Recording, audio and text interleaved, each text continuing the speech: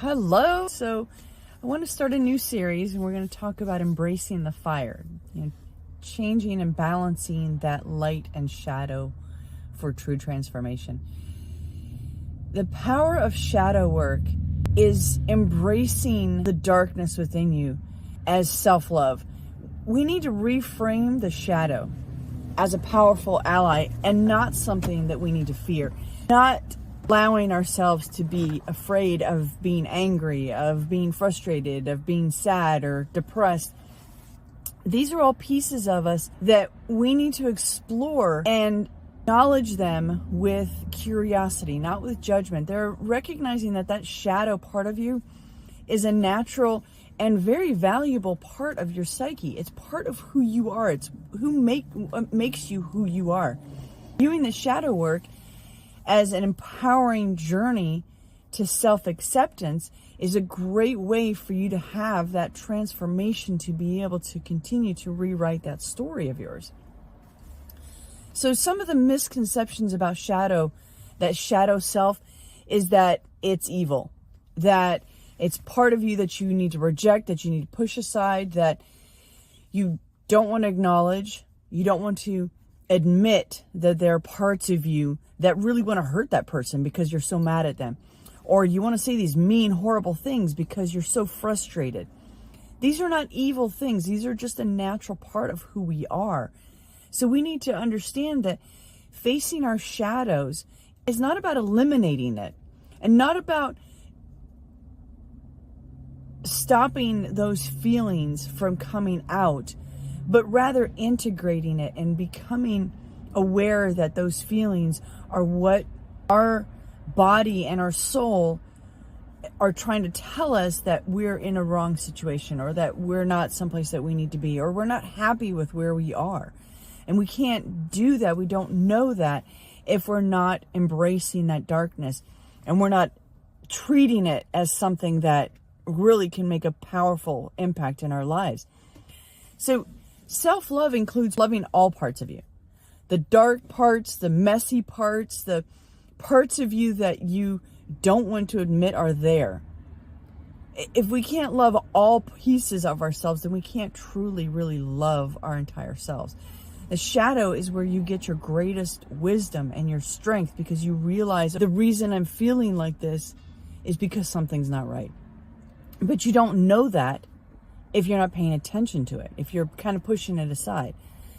Embracing that shadow heals that internal conflict.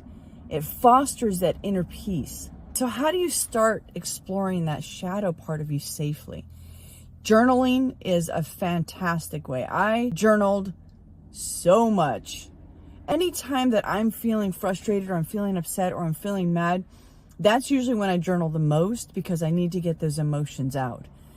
I can speak my emotions. I can tell people how I feel, but only to a certain degree, because I don't like being hurtful.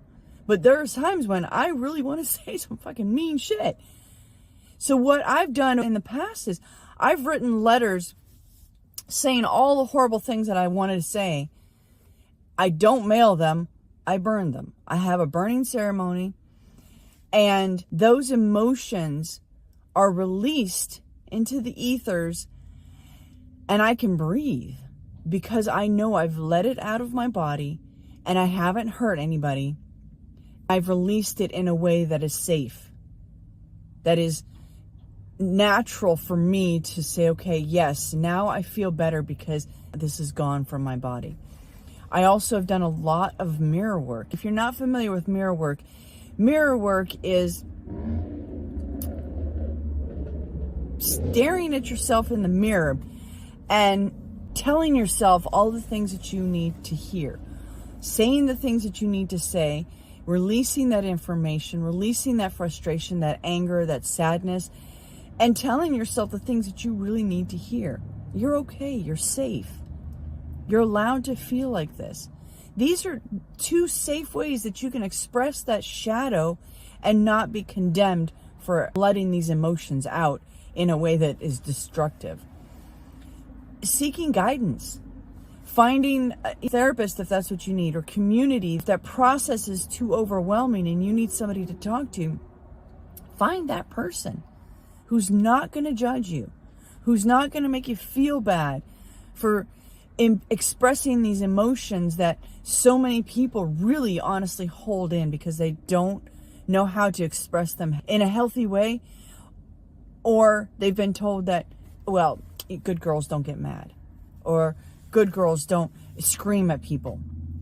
Whatever it may be, I know for me that expressing my anger or my sadness or crying was not something that was looked upon as a thing to do.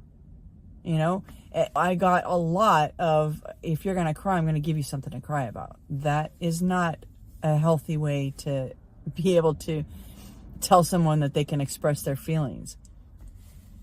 So the ripple effect of doing the shadow work, doing that self-worth and relationship work that you need to, the ripple effect of shadow work on your self-worth and on your relationships is incredible.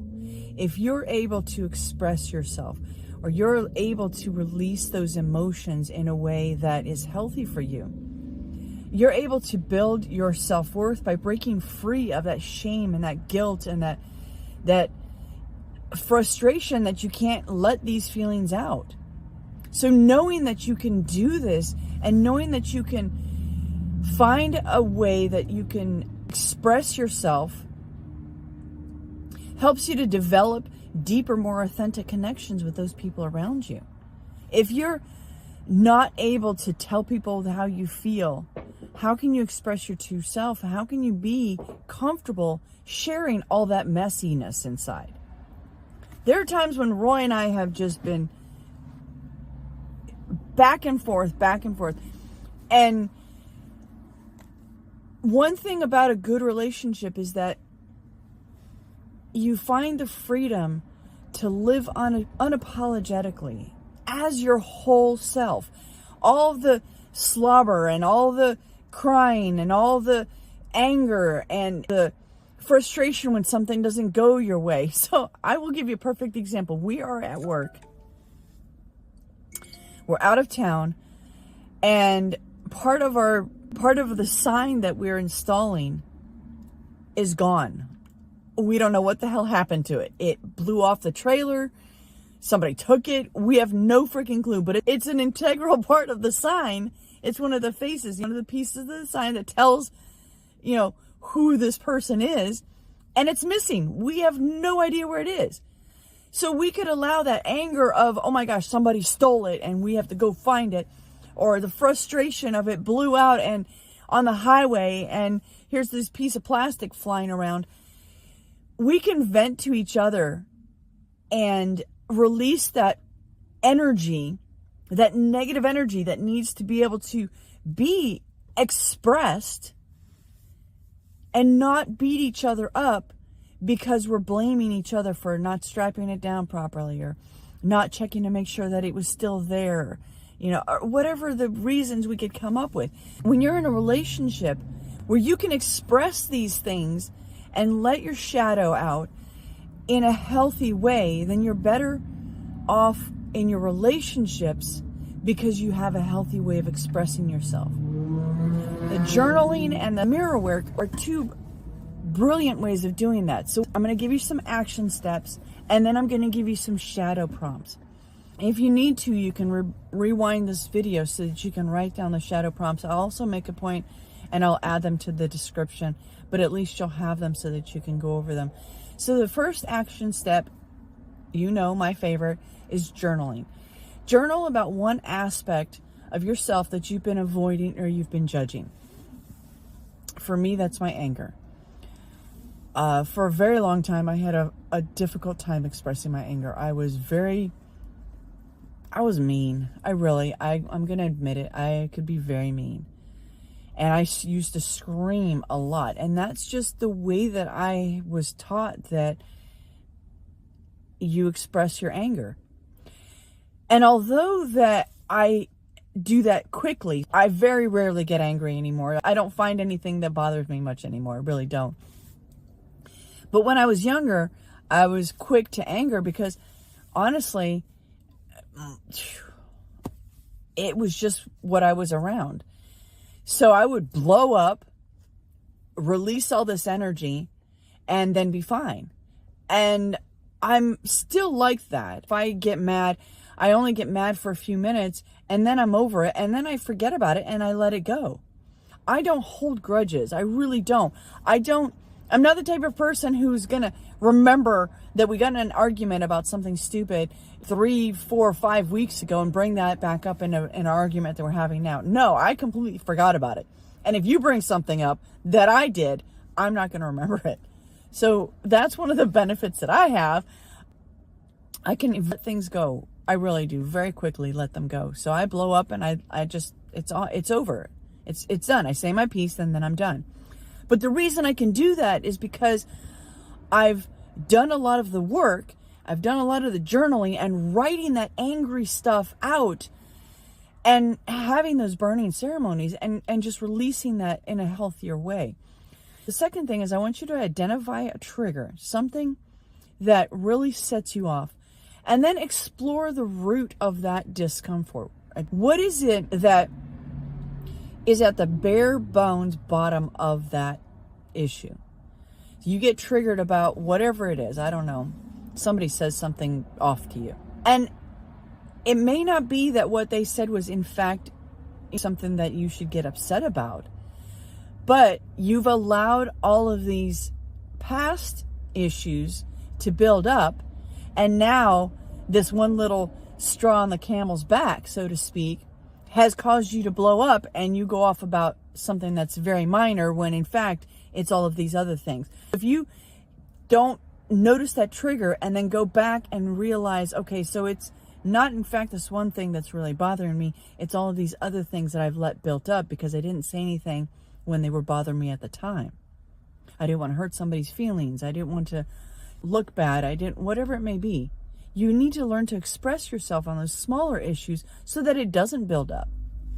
So, number 3, I want you to set aside 10 minutes daily for a shadow self-reflection ritual. So maybe in the morning when you're brushing your teeth and you're getting ready, you're looking at yourself in the mirror and you're thinking about what is it that I need to work on in myself. Is there some sadness in me that I haven't recognized or that I haven't paid attention to? And now I need to talk it out. Do I need to tell myself that I love myself and tell myself kind things now because I've been beating myself up for so long? That negative voice in your head that tells you all that crap, that's part of that shadow that you need to look at and recognize and say, okay, well, where did this come from? Watch your self-talk. This is number 4. So that self-talk, reframing those negative thoughts, changing them into curious inquiries. Why do I talk to myself like this? I've told you before, a lot of the negative self-talk that I had for the longest time, I mean years, was because of the voice that I had in my head of my ex-husband.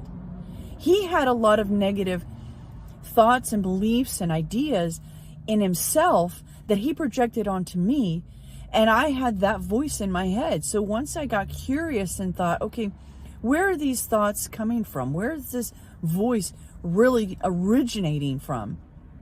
Because it's not mine. Your soul, your spirit does not talk to you that way. Sunshine doesn't talk to me like that.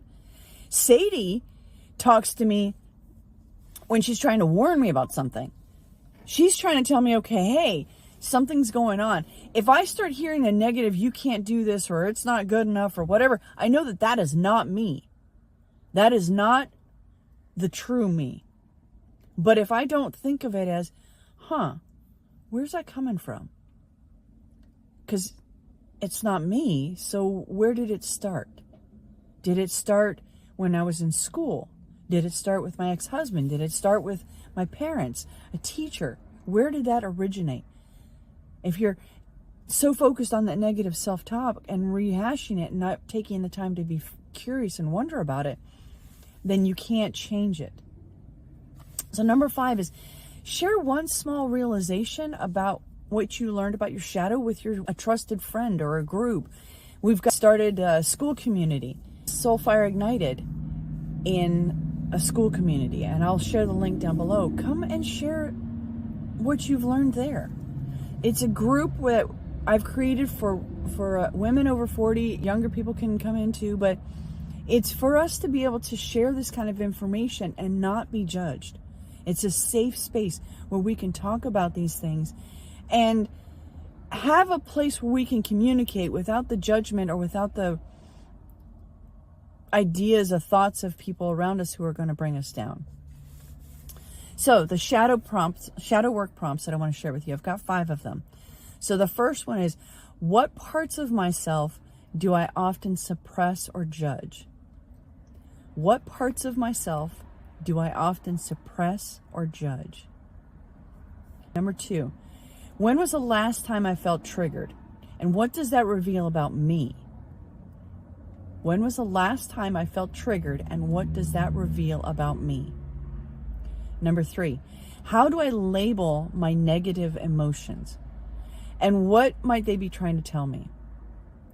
How do I label my negative emotions, and what might they be trying to tell me? This one is really powerful because there are a huge range of emotions, negative and positive, and we limit our vocabulary to a very, very few. So once you can expand your vocabulary of both the negative and the positive, you have a greater range of how to express that to people. Instead of just saying, I'm angry, I'm mad, I'm frustrated, I'm disappointed, I'm upset. There are so many other ways that you can express it that still express that emotion, but do it in a way that is not quite so aggressive, maybe. So number 4, what are the benefits of keeping my shadow hidden? What are the benefits of keeping my shadow hidden? And number 5, what would I lose and gain by accepting those parts of myself? What would I lose and gain by accepting those parts of myself? So those 5 shadow work prompts will help you to kind of work through that. Each day we're going to go through a new part of this. Tomorrow we're going to talk about your light side, your brightness not being too much, owning your brilliance. So if this resonated with you, please give us a thumbs up, hit that notification bell, subscribe, and don't forget, live life adventurously. It's the only way to live. Have a great night. Bye.